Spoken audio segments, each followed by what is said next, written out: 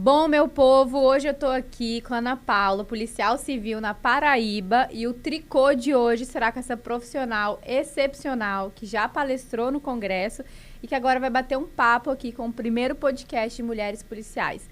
Antes de mais nada, eu quero agradecer a Bia, que é a nossa querida Bia. Bia, meu amor, saudades imensas. Faltou você aqui pra gente dar aquele rolê na praia e ficar aqui ó, só oxente no forró, mulher. Cadê tu? Então, eu preciso homenagear a Bia, que esteve aqui no Tricô conosco, né? Hoje ela vai tocar o projeto dela do Defenda-se, mas eu tenho certeza que nós somos parceiras aí em muitos outros projetos. E a Ana Paula tá aqui para poder contar um pouquinho da sua vida profissional, da mulher, enfim. Vamos embora. Bora? Quero saber, então, primeiro, como foi sua trajetória dentro da polícia? Não tem nenhuma história romântica. Olá, galera do Tricô.40, né? Primeiro. Espero que vocês estejam bem, que vocês se divirtam aqui nesse papo descontraído, nesse tricôzinho. E então, todo mundo espera aquela história bem filme, né?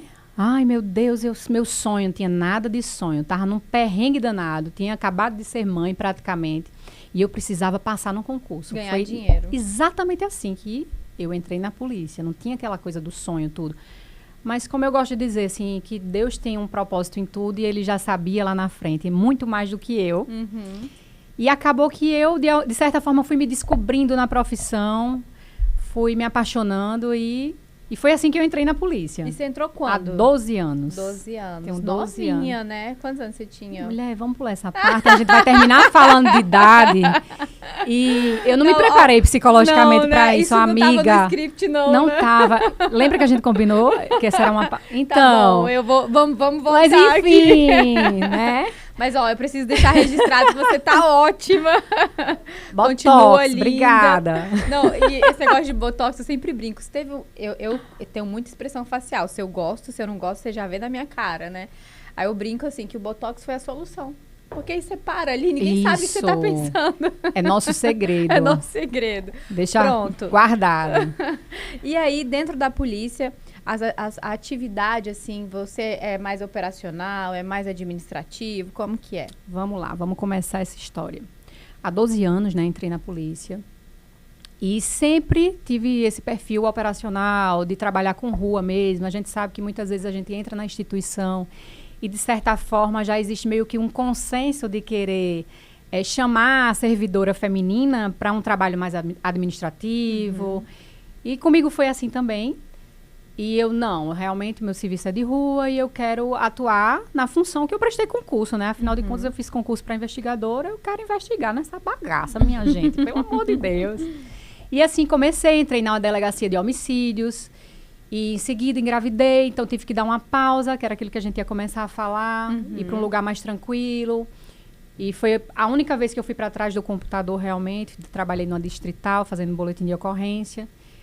Saí da licença maternidade, já fui chamada para fazer o COT, não podia porque o bebê era muito novinho, mamava ainda, mas comecei a trabalhar de fato com operação e fui chamada para o GOI, para o Grupo de Operações Especiais na época, mas aí coincidiu da equipe do GOI ser trocada com a equipe da DRE, que era especializada só em tráfico de drogas. Então, quando eu assumi, já fui direto para a DRE, passei uns anos lá trabalhando diretamente com investigação de tráfico. Depois fui para operações de inteligência, trabalho de rua também. A gente só não, pela doutrina da inteligência, só não pode prender, né? Mas fazia todo o levantamento, assalto a banco, muito tráfico também. Passei 4 anos na Delegacia da Mulher e agora estou numa fase apaixonada novamente pela polícia. Estou trabalhando de novo na Delegacia de Homicídios, no departamento. Aqui a gente chama de DCCPES. E esse é um resumo da sua jornada. De por onde eu passei nesses 12 anos. E o seu coração aí, ele acalenta onde? Dentro de tudo que você passou aí? Então, droga, homicídios, ou na rua, em qualquer lugar na rua? Qualquer lugar na rua. Eu digo que eu estou passando por uma fase de transição até. Eu comecei a cursar psicologia, eu tenho um pós em psicologia forense e sempre me interessei por essa área também, até para atuação na investigação criminal, sabe, Ana? Sempre me chamou muita atenção, assim, o comportamento do criminoso, a forma como a cena do crime poderia falar através do comportamento que a gente via que foi realizado na cena do crime. E o meu interesse na psicologia começou aí, e depois eu comecei a me interessar também por saúde mental, que é uma pauta muito urgente dentro da segurança pública, né? A gente está passando, eu digo que tem uma bomba sendo estourada, infelizmente, né? Essa questão da saúde mental do policial, o nosso índice de suicídio, como eu falei na minha palestra agora, é 8 vezes maior do que o índice da população comum. E, no momento, sou uma apaixonada pela psicologia, tento levar isso também para o meu trabalho, dentro do campo investigativo, porque existe a matéria da psicologia investigativa também. E também trago isso um pouco para a vida, o meu background de polícia, de atividade policial, para a gente somar no dia a dia também, nas outras áreas da vida. E essa pauta que você falou da saúde mental, ela é importantíssima, a gente precisa debater isso, né? Sim, sim. Dentro do que você estuda, o que você acha, assim, ou o que você refletiu, enfim, dentro dos seus estudos, que a gente poderia agregar na prevenção, porque a gente precisa cuidar disso na prevenção. Eu não sei aqui na Paraíba se tem algum projeto de prevenção, de acolhimento do policial, como que funciona isso aqui? Na prática, o conhecimento que eu tenho acerca da promoção da saúde mental do policial aqui na Paraíba, eu acho que eles disponibilizam algum psicólogo lá no núcleo de saúde, na Secretaria de Segurança Pública.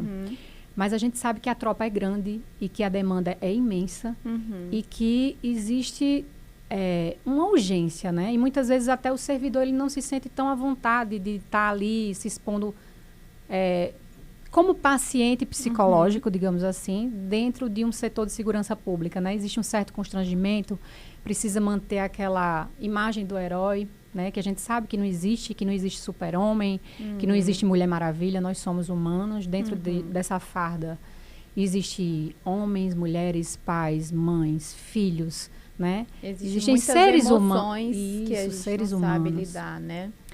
E nesse sentido, a minha palestra até trouxe um pouco disso, né? Eu fugi um pouco do tema. Eu sempre trago, todos os anos, Anne, alguma operação que eu participei na prática, alguma investigação. Então, é sempre bem dinâmico e tal. Eu mostro toda a dinâmica investigativa. Eu digo, esse ano, eu senti como um propósito, sabe? Trazer um pouco dessa pauta da saúde mental. Meu tema foi Mindset Policial, da atividade para a vida. Porque, muitas vezes, a gente tem essa concepção de manter o herói, puramente o herói, né? Mas, na verdade, a atividade a gente leva para a vida pessoal. E a vida pessoal a gente acaba levando para a atividade também. Não tem como. A gente não tem como dividir 100% isso. Então, como eu falei na palestra, né? Você perguntou aí, o que é que a gente poderia fazer? Sinceramente, nós, enquanto policiais, vamos lá, a gente está lá, eu digo, tem muito input. Entra muita coisa. É local de crime, você acorda à madrugada, está no plantão. Vamos lá, acorda pra quê? Pra ver um cara lá com 10 tiros na cara, sabe? E amanhã de novo, e no dia a dia processo investigativo, e briga e confusão. Entra muita coisa. E o que é que nós, enquanto policiais, fazemos? Normalmente nada. A gente chega em casa, tira a pistola e continua no looping de seguir a vida. E a gente não para perceber que, de fato, precisa ter como fala, né? Um output, né? A psicologia cognitiva, ela fala muito desses processos mentais que o estímulo chega, a gente recebe. Tu imagina aí o tanto de estímulo que um policial recebe. Que a gente recebe de todo tipo. Sempre. E a gente precisa processar isso. E a partir desse processamento, a gente vai emitir um comportamento, seja ele qual for. Então, se a gente não gerencia esse processo mental, né? E se policia no sentido de cuidar da nossa mente, de fazer o output, de colocar isso para fora de alguma forma, não tem outro caminho, vai acabar adoecendo. Sim. Vai acabar adoecendo. E eu trouxe agora na palestra, eu digo, gente, eu passei por um burnout há pouco tempo. E o que é burnout? Para quem está aí nos ouvindo, né? Porque às vezes as pessoas não sabem ou sabem pouca informação e esse é o momento da gente acabar compartilhando conhecimento. Principalmente uma policial está falando isso, eu acho que é muito louvável no sentido da gente reconhecer as nossas fragilidades, né? Para que outro também compreenda que ninguém é um super-homem, que a gente tem as nossas dificuldades. Outro colega pode ver você aqui falando, reconhecendo e refletir até no que você vai explicar pra gente do que é burnout, né? Sim. E ele perceber assim, opa, peraí, eu também preciso vigiar. Então, explica pra gente aí o que seria. Em resumo, né, é um dos CIDs de diagnóstico de saúde mental, do DSM, que é o Manual de Diagnóstico de Saúde Mental. Uhum. E é basicamente uma síndrome do esgotamento profissional. Uhum. Não é algo específico da polícia. Sim. É de qualquer âmbito institucional, profissional. Mas que existem gatilhos que muitas vezes passam despercebido, sabe? E às vezes, o que seria isso? Por exemplo, você, colega, não sei se eu tenho que olhar para tu, eu vou até falar direto pro colega, agora é para cá, né? Você, colega, que está em casa, folgou o final de semana, chegou o domingo, vamos dizer que você vai para o expediente na segunda, sabe aquela disparada que dá no coração, de lembrar que amanhã tu vai ter que se apresentar naquele ambiente, e a taquicardia vem, e a ansiedade vem, e isso vai tomando uma proporção que vira um loop, que você, falta de ar, começa a ter sintomas físicos. Por quê? Porque na neurociência, né, quando a gente estuda a questão de como o cérebro se comporta diante desses contextos, né, de depressão, existe o eixo HPA, que é como se fosse um sistema de alerta do nosso cérebro para dizer, opa, tem perigo.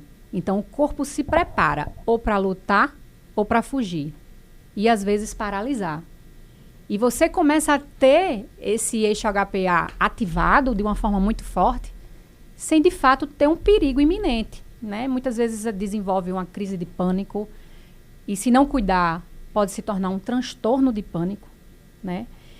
Isso tudo iniciado pelo burnout. E às vezes você está esgotado do ambiente, às vezes você não se identifica com a matéria que você está atuando no momento dentro da instituição. E às vezes a gestão tem um pouco de dificuldade até de gerenciar isso por falta de pessoal, porque não tem permuta. Mas é real, acontece. E você, colega que está em casa, que se está sentindo algum desses sintomas, eu digo, tem que ter muita coragem para pedir ajuda. O maior ato de coragem que você pode ter na sua vida é o ato de pedir ajuda, reconhecer que, poxa, tem alguma coisa que não está funcionando legal, sentiu esses sintomas, está mexendo com sua mente, só de pensar em ir para o trabalho, pede ajuda, não deixa tomar uma proporção em que termine perdendo o controle, sabe?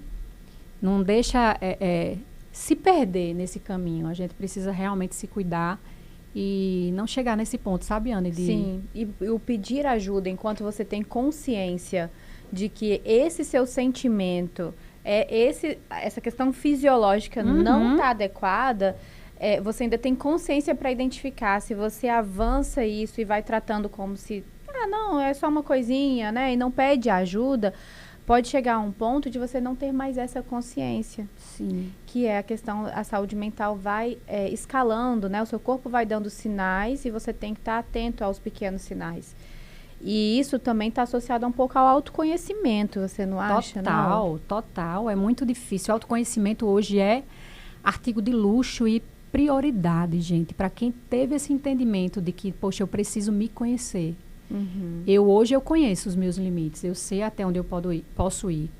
E isso hoje, tá se tratando de trabalho, eu verbalizo. Antes eu não verbalizava, porque tinha aquela coisa de manter a postura da heroína, sabe? Isso que eu ia falar, porque às vezes, a depender do perfil, você não quer falar que você não vai até tal ponto, porque você também não quer parecer que não dá conta. Isso, e principalmente nós, enquanto mulher, né? É como se a gente precisasse estar provando sempre algo para alguém, pelo simples fato de ser mulher. Foi uma chave que eu virei também na minha vida, sabe? Às vezes você entra na instituição muito nova. Então, por exemplo, eu tenho uma certa dificuldade com localização. Vamos dar um exemplo prático de quem está no dia a dia fazendo rua. Você está toda hora, naquela época nem tinha... Gente, eu sou velha. Tinha aplicativo. Não tinha smartphone, não tinha aplicativo, gente. E eu morria de vergonha de dizer para os colegas que eu tinha dificuldade de memorizar o caminho, as ruas, né? A gente anda muito, intimando, tal, fazendo diligência. E hoje não, hoje eu digo, amigo, eu não sou boa nisso, mas eu sou boa em outras coisas e vamos se complementar e a gente se ajuda e vai dar tudo certo, sabe? Antes eu tinha essa dificuldade a vergonha de dizer assim, poxa, eu não consigo dar conta disso plenamente. Mas você não acha que isso para qualquer mulher, para quem estiver nos ouvindo, porque não é só você. Sim. A gente sabe que isso, né, tem outras colegas também que têm esse pensamento, né? E aí eu queria saber, você não acha que esse pensamento também está um pouco associado a julgamento? Do que o outro vai pensar de você? Sempre, Anne. Sempre, porque na verdade a gente está sempre, inconscientemente, né? Inconscientemente a gente está sempre tentando se adequar aos grupos. Então imagina, você é policial, você entrou na instituição, você vai querer se sentir parte do grupo, você vai querer se sentir somando. E muitas vezes, para se sentir parte, você acaba passando por cima até das suas próprias limitações. Você não assume as suas vulnerabilidades, porque no final das contas tem que ser muito forte para você expor suas vulnerabilidades, sabe? E, infelizmente, muitos colegas, eu não falo não só de mulher, de homens, colegas homens, eu acho que os homens até passam por uma pressão muito maior do que a gente com relação a isso, né? Porque tem que manter a masculinidade, nunca pode ser frágil, nunca pode estar passando por problema psicológico, é o policial, sabe? E, às vezes, o colega tem uma limitação também. Pronto, eu tenho um colega, eu ri aqui porque chega a ser engraçado, porque ele é excelente policial, assim, um beijo, meu amigo, canga de rochedo, como a gente diz aqui. O Mago Ananias, o Mago, eu vou dizer tua idade, eu acho que tu tem pra mais de 60. O velhinho é durinho, viu? Pula um muro como ninguém. É um povo, assim, que eu aprendo muito, sabe? Eu digo, sempre gosto de enfatizar isso, assim, como soma. Tudo, o pouco que eu sei em todo esse tempo de polícia, eu devo muito aos meus colegas homens, foram eles que me ensinaram, sabe? A operar, a investigar. E, assim, durante muito tempo, os homens levaram a instituição nas costas, entende? Então, assim, a nossa participação, ela é muito importante. Eu digo que se complementa. E jamais vai excluir a do masculino, sabe? E me perdi, eu falo demais. Não, mas deixa eu até puxar aqui. Você falou que por muito tempo os homens levaram a instituição nas costas. Mas eu queria saber, isso não é uma questão também porque a mulher não tinha esse espaço? Eu acredito que não. Eu acredito que até pela construção mesmo de toda a questão... tem um pouco disso, né, da questão social. E tem um pouco até, Anne, não sei se você percebe isso na sua instituição, tem um pouco até do perfil mesmo. Muitas vezes a mulher... ela não se dispõe a estar nesse lugar, entende? Ela não tem tanto interesse de estar nesse lugar. Muitas vezes a colega... Que lugar que você fala? De ser policial ou de ser da atividade de rua? Da atividade policial de rua especificamente, tá? Eu acho que você vai concordar comigo. Se eu fiz concurso para investigadora de polícia e lá na Lei Orgânica da Polícia Civil da Paraíba tem todas as minhas atribuições, o que é que me leva aí para... de trás de um computador, trabalhar, por exemplo, como um escrivã. Entende? Então, às vezes, por limitação de não se sentir capaz ou qualquer outro motivo, a mulherada, às vezes, também um pouco se retrai. Pelo menos na minha instituição, tem muitas colegas que passam por isso. E não é julgamento da minha parte, entende? Mas, às vezes, é uma inclinação de perfil mesmo, sabe? A gente vê um pouco menos. Não acredito que seja... pelo mercado ser fechado. Eu nunca senti, por exemplo, um preconceito nesse sentido de não ser aceita no trabalho de rua pelo fato de eu ser mulher. Pelo contrário, como era algo que eu me determinei a fazer, naturalmente as coisas se encaixaram, eu mostrei o meu trabalho e consegui o respeito dentro da instituição, digamos assim. Às vezes a colega não, ela se acua e não, eu vou ficar aqui. E muitas vezes perde a oportunidade de enfrentar os seus medos, né? As suas dores e exercer brilhantemente também a atividade, sabe? Então, às vezes, eu não acho nem que seja por uma construção só meramente social e de fechamento de espaço. Às vezes, a mulher, ela realmente, pelo perfil da gente ter mais sensibilidade, ela se retrai um pouco e prefere não enfrentar a rua. Entendi. Tu percebe isso também, um pouco? Eu entendi a diferença que você fez em relação a ser policial e estar em determinadas atividades, né? Eu acho, a minha opinião em relação a isso é que depende muito da vida de cada um. Por quê? Como você engravidou, você até falou, foi um momento que você foi pro quê? Sim. Porque que ele foi pro administrativo? Não, você foi Fiquei em delegacia, Ficou em delegacia, que era um serviço que conciliava com aquele seu momento de vida. Isso, isso. Pela questão da fisiologia, da condição física, né? Imagina, isso, você de barrigão. Grávida e tá na rua, né? Então, correndo, como a gente chama aqui, dando butada. Então, eu acho assim, eu acho que a vida de cada uma, né, ela vai realmente se adaptar ali ao que a polícia propõe. Uma coisa eu posso dizer, a polícia ela tem espaço para todo mundo, né? Desde aquela que quer ser operacional até aquela que quer ficar no administrativo. A polícia, ela realmente tem espaço para todo mundo. E todas com sua enorme importância. Isso. Ninguém melhor que ninguém, ninguém mais importante que ninguém. Que tem muito esse mito também, né? Sim. Ah, porque quem tá na rua é como se fosse o melhor. Não tem nada a ver, gente. Quem tá lá na delegacia tá muitas vezes passando um perrengue até maior do que quem tá lá na rua investigando, prendendo, porque atende público, é outro tipo de demanda. Você tem que lidar ali com o público, enfim. Mas uma coisa eu acho que é importante a gente ressaltar. Sim. Nós mulheres precisamos ocupar os espaços, né? Então, assim, surgiu um espaço de instrução de tiro, a gente precisa refletir enquanto instituição, enquanto profissionais, por que não tem mulher ocupando ali?